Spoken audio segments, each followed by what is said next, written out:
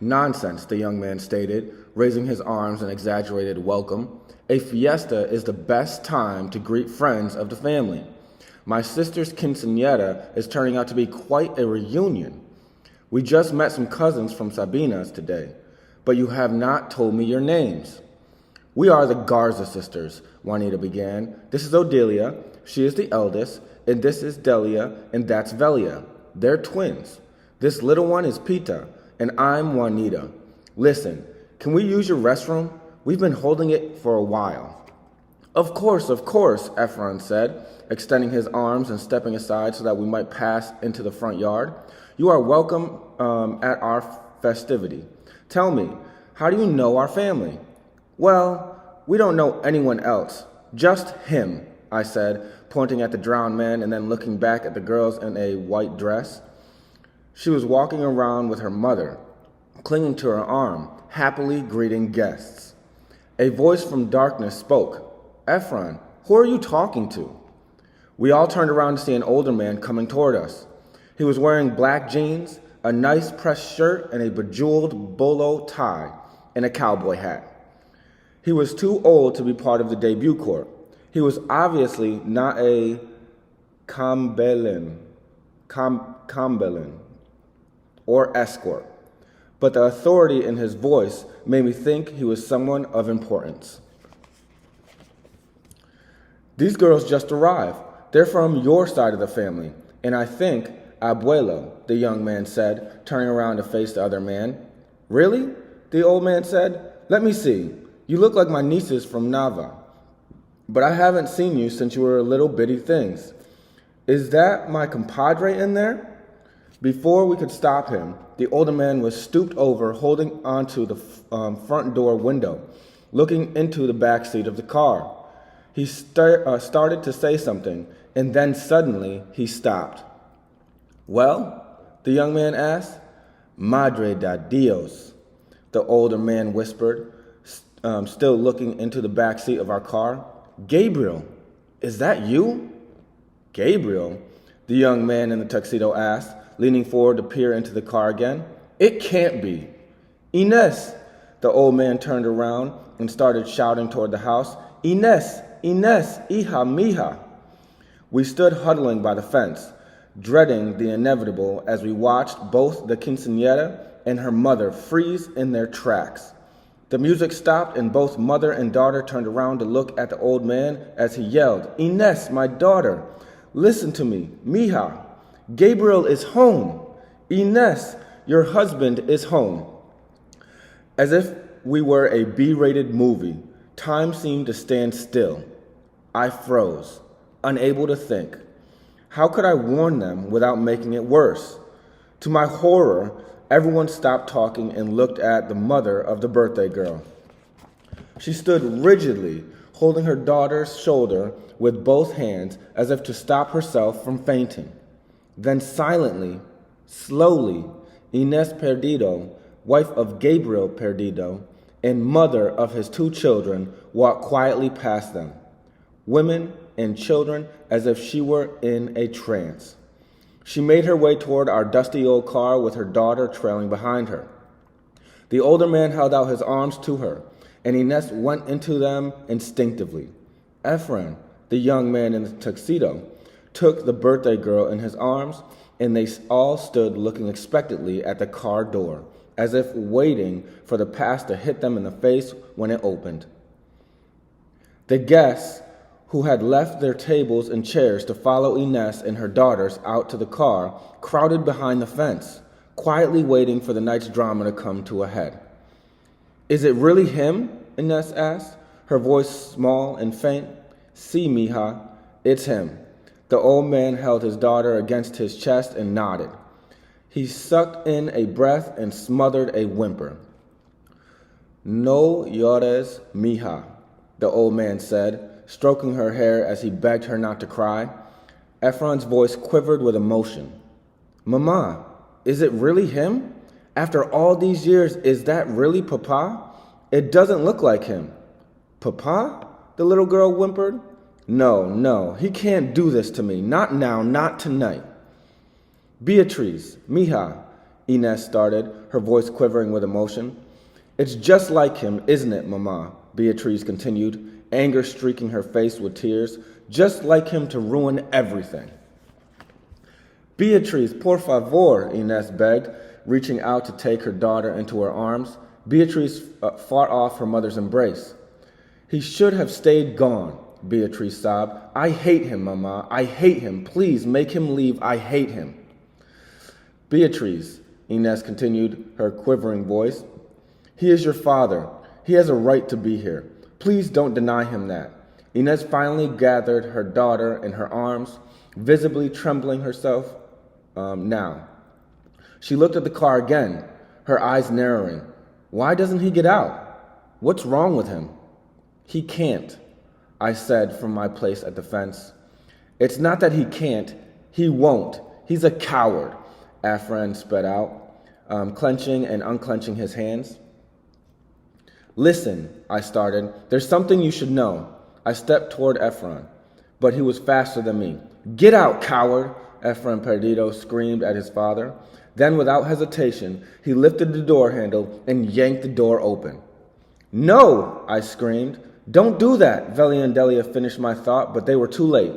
To everyone's horror, the pillow cradling the drowned man's head slid down the glass of Gabriel Perdido's body, tipped over sideways, falling onto the cement sidewalk with his arms outstretched before him in full rigor mortis. The birthday girl's head fell back and her body went limp.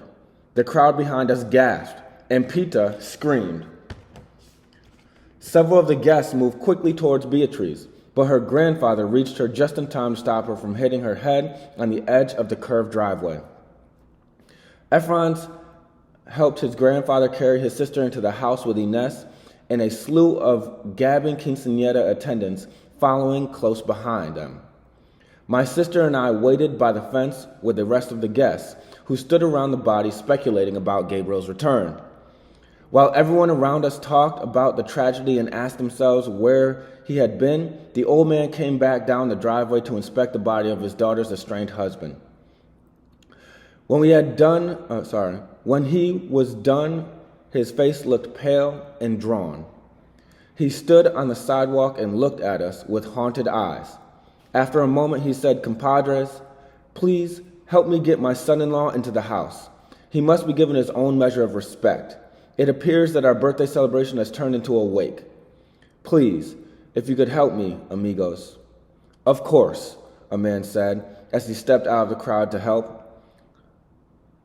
Claro que sí, another whispered as he too stepped forward. At your service, came the replies of several male guests as they stood beside Inez's father. As 6 men lifted the body of the drowned man and started to carry him toward the house, the people around us started asking questions. How did you know Gabriel? Why did it take him so long to return? Where had he been all these years? He was involved with our mother, our aunt, our sister. In response to the last question, we shook our heads. But other than that, we kept our mouths shut. I was glad the girls were heeding my advice not to embellish, because at the moment nothing we could have said would have made things better for them. Instead of talking to the guests, we walked up to the porch and stood waiting to hear from the family. They would probably have more questions for us than the guests, and it would be rude of us to leave without filling them in on what little we did know. Besides, we were in a foreign country, and we needed help finding a place to stay for the night. It seemed like an eternity before anyone came out of the house. In the meantime, Juanita and I sat on an old bench with Pita between us, while Delia and Velia clung to a pillar, trying their best not to wet their pants. Eventually, the old man came out of the house and spoke to everyone.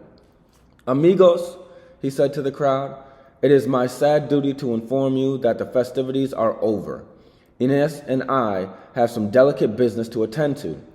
Gabriel's body must be prepared for burial.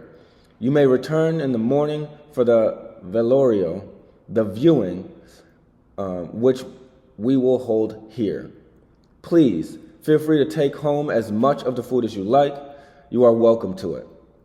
Then, he turned around and spoke to the mariachi on the other side of the yard. Señores músicos, thank you for your service. You are free to go. Señoritas, he said, turning to address us, if you will follow me, my Inés would like to speak with you.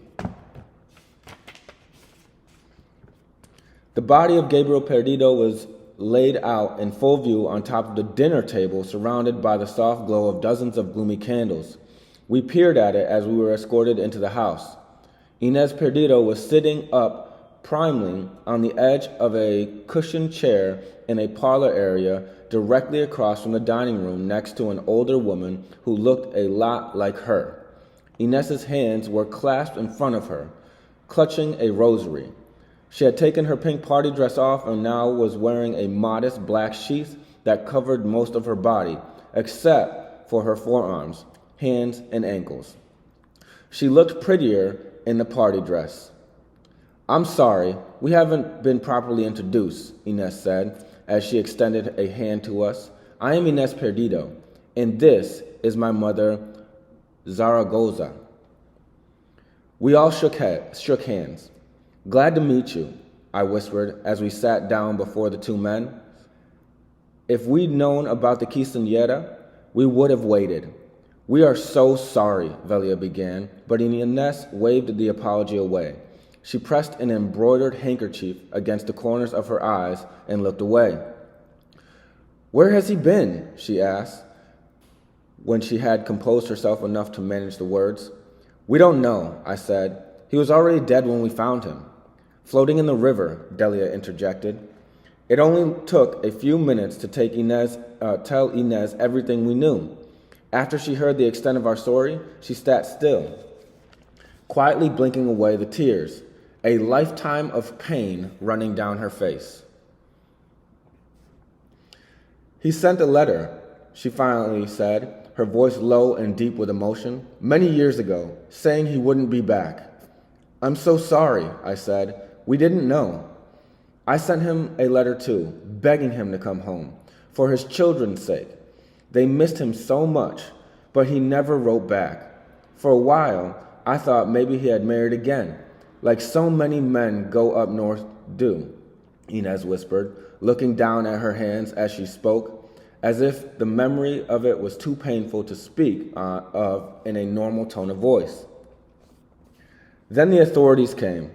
They said they had found the remains of a body in his vehicle in the Chihuahuan desert. They thought it might be him, but they couldn't be certain. The car was registered in his name, and there were other signs. A gun and 2 rifles he had bought several months before were in the trunk. I don't know who that man was, but it never felt right. Them declaring Gabriel legally dead when they couldn't identify his body. At least now you know he is gone for sure, mija, Inés's father said as he stepped into the room. Gabriel was never really here, Inés continued in her trance-like voice. He was always roaming, always wandering. I think some men are just meant for the road. They have no sense of place or belonging, no concept of family. Anyway, he's home now, finally, and I thank you for that. I'm sorry we ruined your daughter's special day, Juanita said, hanging her head and looking down at her hands. Don't be sorry, Inés said, patting Juanita's hand. You have brought peace to my home. Peace, exactly what we had hoped to bring. Her words confirmed it, but her face denied it. And we could all see it. She was miserable.